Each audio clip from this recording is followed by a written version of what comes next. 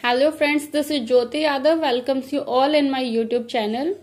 आज की जो हमारी वीडियो है वो है आईसीटी इन लाइब्रेरीज BLIE 229 आईसीटी इन लाइब्रेरीज 229।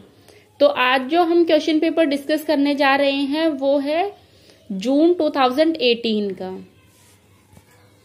इस वीडियो से पहले भी हम दो वीडियोस हैं जिसके अंदर दो क्वेश्चन पेपर हैं। प्रीवियस ईयर के जो दो क्वेश्चन पेपर हैं वो हम डिस्कस कर चुके हैं। ये थर्ड वीडियो है, मतलब पार्ट 3 है ये 229 की। तो जो इंस्ट्रक्शंस हैं, नोट्स हैं, वो तो सब में सेम है। जो 3 नोट दिए हुए हैं, अगर उनके बारे में आपको जानना है तो पार्ट फर्स्ट में आप चेक कर सकते हैं। अब आपका टाइम वेस्ट नहीं करेंगे ये बार बार रिपीट करके सेम चीजें। तो पार्ट फर्स्ट जो क्वेश्चन पेपर आता है उसमें 2 पार्ट्स होते हैं, पार्ट फर्स्ट और पार्ट सेकंड। तो हम डिस्कस करते हैं सबसे पहले पार्ट फर्स्ट। पार्ट फर्स्ट में 3 क्वेश्चन करने होते हैं। आपके पास 5 क्वेश्चंस होते हैं, उनमें से कोई भी 3 क्वेश्चंस आपको अटेम्प्ट करने होते हैं और 250 वर्ड्स में आपको लिखने होते हैं वो। तो फर्स्ट क्वेश्चन देखते हैं जून 2018 का क्या आया था। इसमें है question number first, part first. What is an integrated library system? Discuss its features. जो इंटीग्रेटेड लाइब्रेरी सिस्टम है वो क्या होता है और इसके फीचर्स क्या हैं।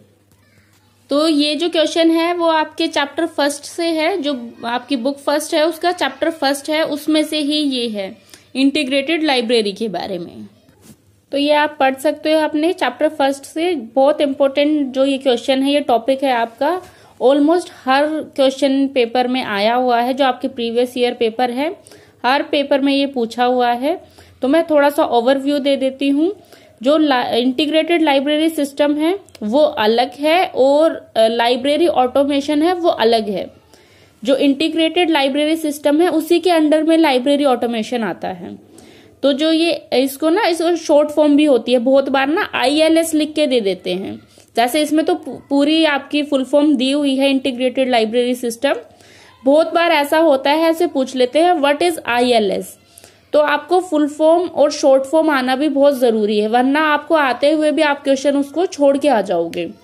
तो एक फुल फॉर्म वाली वीडियो है वो आप चेक कर सकते हो, वरना आप क्या कर सकते हो, आपकी बुक में जितने भी फुल फॉर्म्स हैं उसको एक अलग से किसी नोटबुक में बुक में आप लिख सकते हो, ताकि रिवाइज करने में आपको ईजी हो जाए।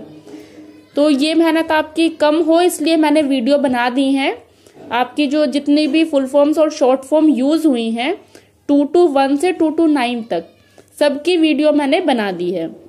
और बाकी आप नोटबुक में अलग से लिख के भी उसको रिवाइज कर सकते हो। तो अब क्वेश्चन पे आते हैं। इंटीग्रेटेड लाइब्रेरी सिस्टम, इसे हम लाइब्रेरी मैनेजमेंट सिस्टम भी बोलते हैं। तो ये क्वेश्चन कैसे आ सकता है, इंटीग्रेटेड लाइब्रेरी सिस्टम से भी आ सकता है, ILS लिख के भी आ सकता है, और लाइब्रेरी मैनेजमेंट सिस्टम लिख के भी आ सकता है, या फिर LMS मतलब लाइब्रेरी मैनेजमेंट सिस्टम, इस तरह से भी आ सकता है ना। तो शॉर्ट फॉर्म और फुल फॉर्म लर्न करना बहुत जरूरी है। तो ये एक कंप्यूटर बेस्ड सिस्टम है जो मैनेज करता है सारे रिसोर्सेज को, जो इंटरनल और एक्सटर्नल रिसोर्सेज हैं वो सब कुछ इसी सिस्टम के अंडर में मैनेज किया जाता है। चाहे वो ह्यूमन रिसोर्स हो या फिर कोई और मटेरियल हो, मतलब इसके अंदर सब आ गया है, इंटरनल भी और एक्सटर्नल भी। और इसी सिस्टम के अंडर में आता है लाइब्रेरी ऑटोमेशन। और जो आपका ये इंटीग्रेटेड सिस्टम है इसके अंदर सिर्फ एक ही बिब्लियोग्राफिकल रिकॉर्ड होती है बुक्स के लिए, और इसके अंदर सारे जो रिकॉर्ड्स हैं आपके, मतलब जितने भी सिस्टम है वो इसी के अंडर में काम करते हैं, या हम बोलते हैं इसी सिस्टम का एक पार्ट है। जैसे इंटर लाइब्रेरी लोन रिपोर्ट्स, और ये कितने लाइब्रेरियन हैं, जैसे हमने अभी बोला ना, इंटरनल रिसोर्सेज और एक्सटर्नल रिसोर्सेज सब उसी के अंडर में आते हैं। तो ह्यूमन रिसोर्स कितना है, मटेरियल आपके पास कितना है, OPAC आपके मतलब आप कैसे उसको कर रहे हो, सेंट्रल फाइल्स कितनी है, डेटाबेस क्या है, आपके सर्वर कौन से हैं, कैटलॉग, सब इसी के अंडर में आते हैं, मतलब इसी पूरी प्रोसेस में वर्क करते हैं। तो ये आप अपनी बुक से एक बार अच्छे से पढ़ लेना। After that the second part is discuss its features. Now the features is first point है डाटाबेस। जो डेटाबेस है उसके बारे में हम थोड़ी सी इंफॉर्मेशन लिख देंगे। हमें जो आंसर है we have to write in only 250 words. So first point is a database, this is where all information belongs to library is stored. तो स्टोर्ड किसके अंदर होती है? MARC, मशीन रीडेबल कैटलॉग, या फिर कोई रिकॉर्ड्स हो सकते हैं, या फिर कोई इंफॉर्मेशन प्रोटोकॉल हो सकता है। तो इन सब चीजों के अंदर हम क्या करते हैं, जो पूरी इंफॉर्मेशन है लाइब्रेरी की वो हम स्टोर करते हैं। After that cataloguing module, cataloguing module में क्या होता है कि जितना भी मटेरियल, नया मटेरियल डेटाबेस में ऐड होता है तो वो अलाउ करता है लाइब्रेरियन को कि आप उसके अंदर मटेरियल को ऐड कर सकते हो। उसके बाद है सर्कुलेशन मॉड्यूल। सर्कुलेशन मॉड्यूल में क्या होता है, check items in and out, कितने आइटम्स आए हैं और कितने आइटम्स गए हैं।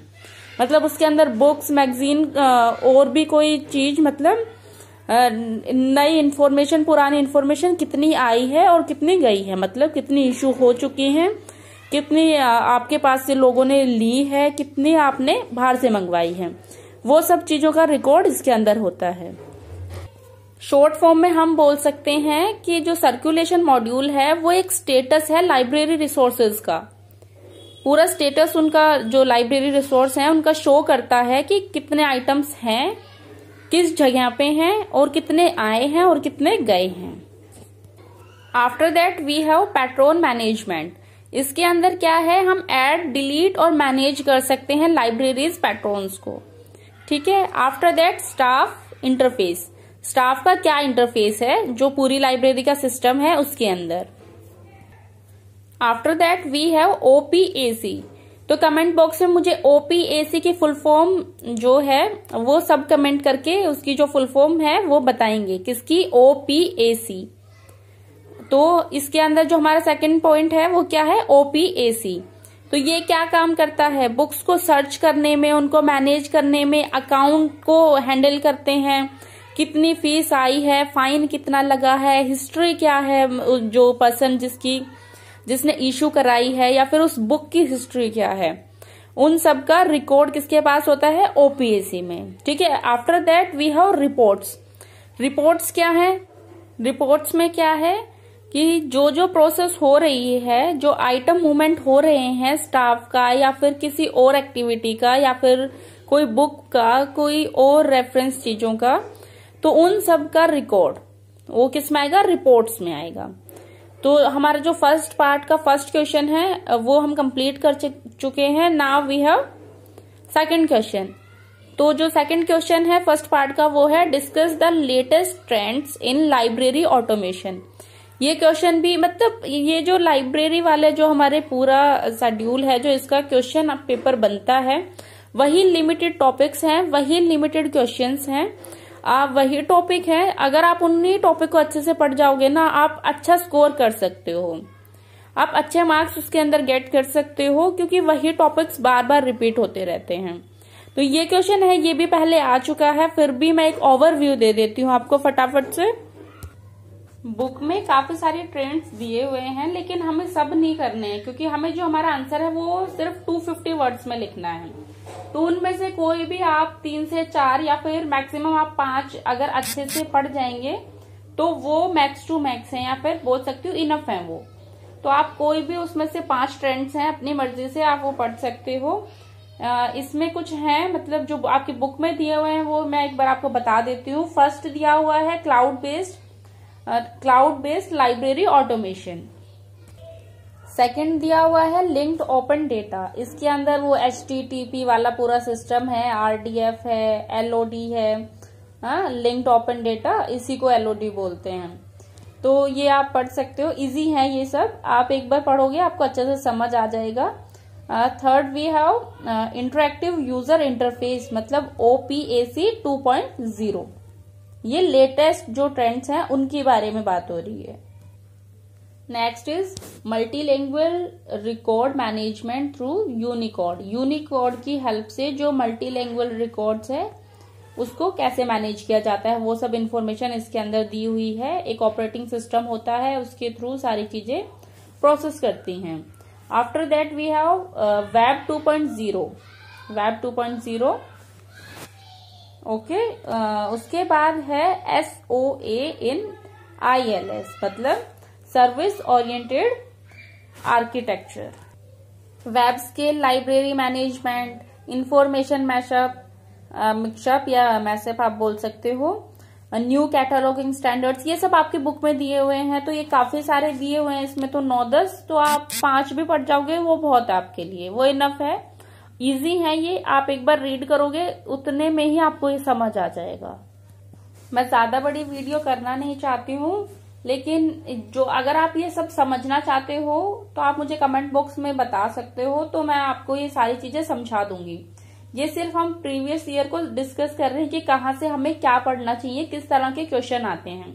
तो ये वीडियो सिर्फ ओवरव्यू के लिए है, समझाने के लिए नहीं है।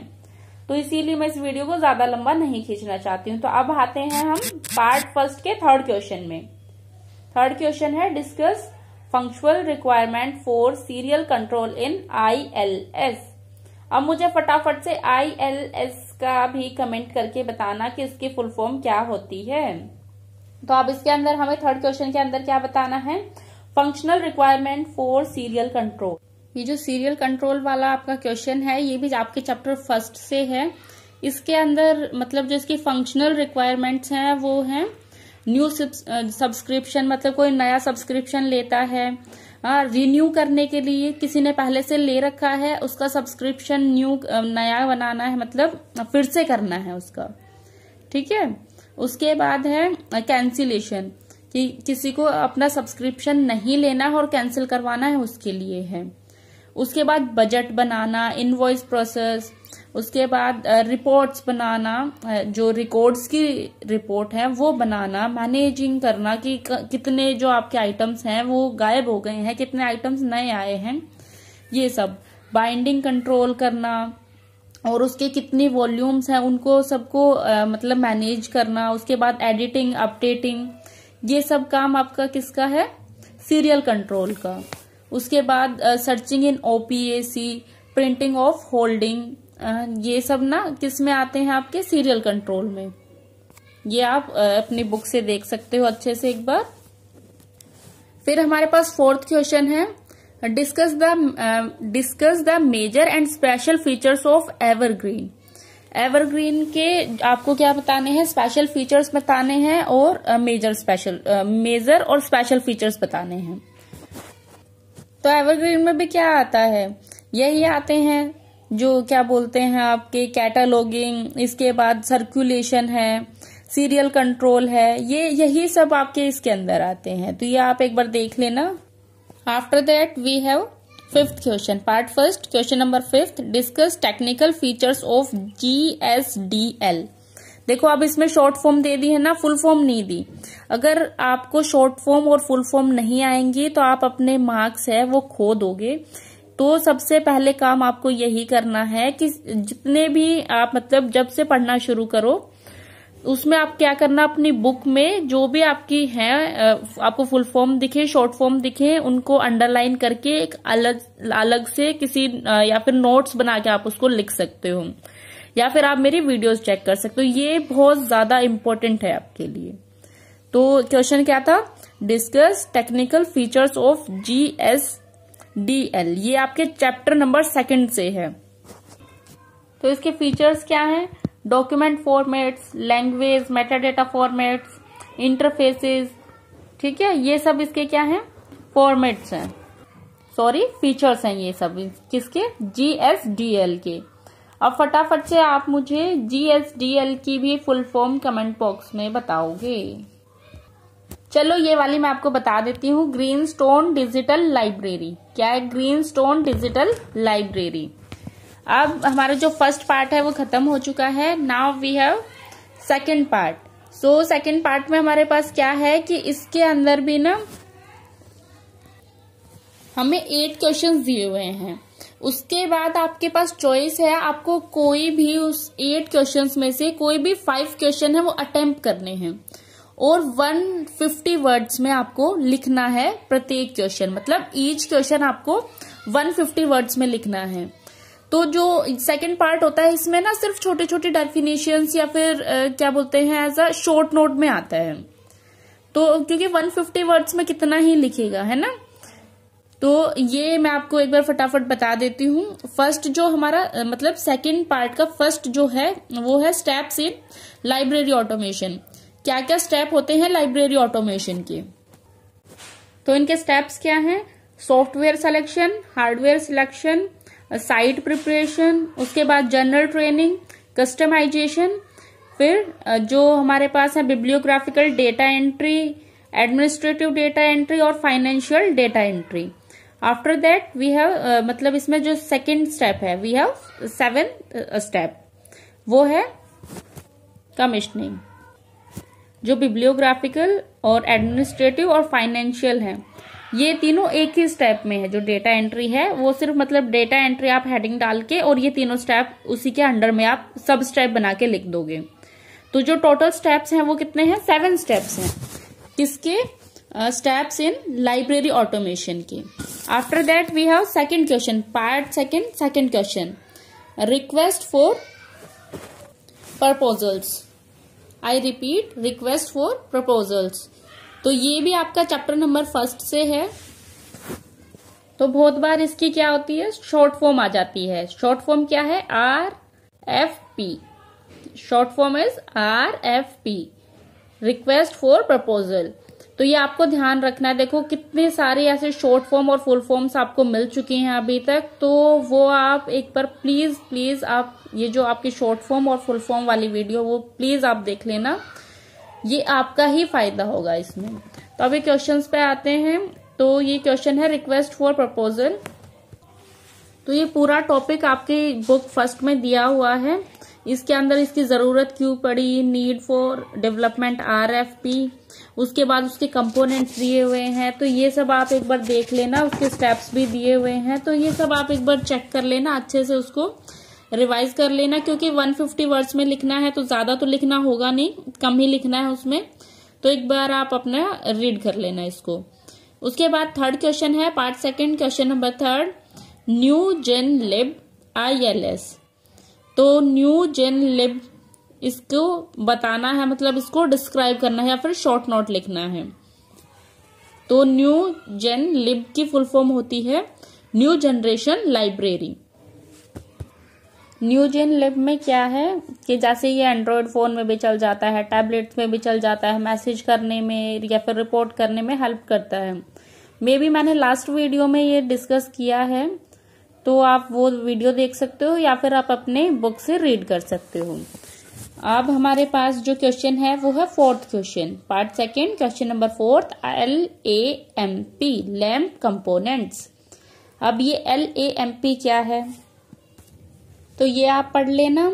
मैं आपको क्या बोलूंगी, अगर आप ये 2 to 9 का ज्यादा नहीं पढ़ सकते हो तो आप प्रीवियस ईयर पढ़ लीजिए, और उसके बाद अगर आप फर्स्ट बुक भी पढ़ जाते हो ना तो आप बहुत अच्छा स्कोर कर सकते हो।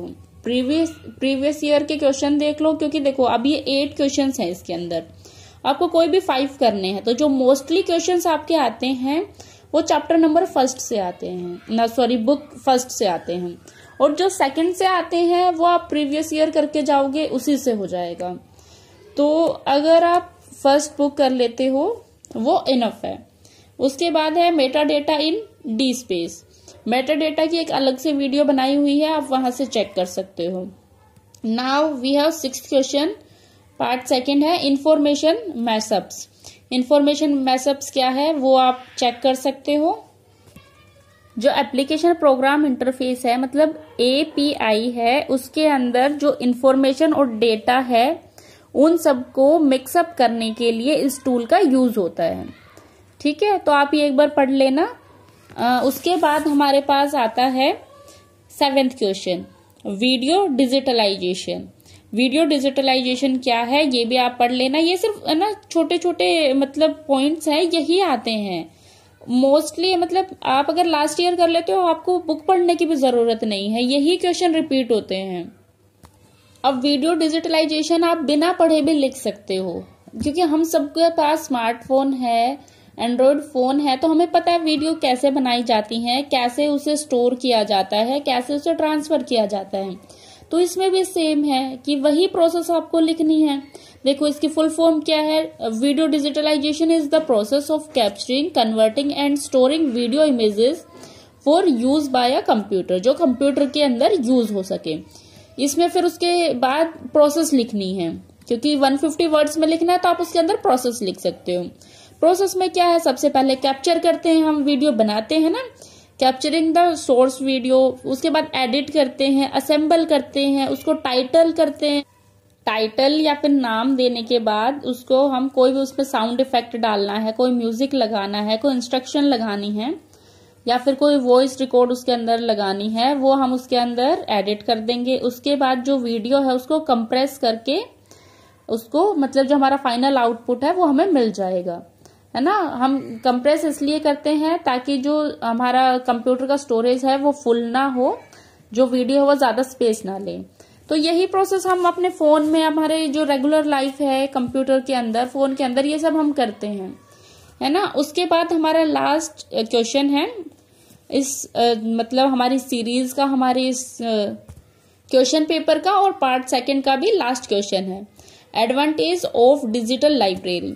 अब ये देखो, ये क्वेश्चन कोई पढ़ने का है नहीं, आपको पता है ना, इसीलिए ये वाले क्वेश्चन दिए हुए हैं, क्योंकि जो एग्जामिनर है वो आपके जो नॉलेज है वो चेक करना चाहता है कि आपको कितनी नॉलेज है ना। कि डिजिटल लाइब्रेरी का क्या एडवांटेज है, तो आपको पता है कि आपका टाइम सेव करता है ना, पेपर्स भी सेव करता है। उसके बाद मतलब लिमिटेड, अगर जो कोई बुक्स हैं, एक टाइम पे लाखों बच्चे सेम बुक को पढ़ सकते हैं। तो ये मतलब बहुत सारे एडवांटेज हैं, ये आप अपनी तरफ से लिख सकते हो, 150 वर्ड में लिखना है। आई एम नॉट सेइंग कि आप पढ़ाई मत करो, क्योंकि जो एग्जामिनर है वो एग्जाम बनाता है, वो इस बेस पे बनाता है कि आपकी नॉलेज क्या है, जो आपको फ्यूचर में काम करना है, आपको लाइब्रेरी से रिलेटेड आपको कितने नॉलेज है, वो एग्जामिनर वही चेक करने के लिए आपका एग्जाम होता है। तो मैं आपको ये नहीं बोल रही कि आप पढ़ाई मत करो, आप पढ़ाई करो, लेकिन उन टॉपिक्स पे ज्यादा फोकस करो जो आपको फ्यूचर में हेल्प करने वाले हैं, है ना।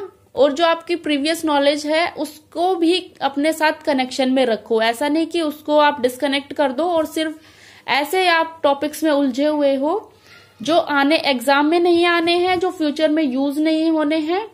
तो ऐसे टॉपिक्स में आप ना उलझे रहो, इसीलिए मैं आपको प्रीवियस ईयर की जो ये सीरीज है ये मैं लेके आ रही हूँ, ताकि आपको पता चले कि मेन टॉपिक क्या है, कहाँ से एग्जाम आता है और कौन सी चीजें हैं, कौन से टॉपिक है जो आपके फ्यूचर में भी हेल्प कर सकते हैं। क्योंकि अगर आप लाइब्रेरी की पढ़ाई कर रहे हो तो आगे भी आप फ्यूचर भी लाइब्रेरी के अंदर ही देख रहे हो, है ना। इसी मतलब पूरे जो आपकी प्रोसेस है वो लाइब्रेरी से रिलेटेड है, तो मेन टॉपिक पढ़ने में आपका फायदा है ना।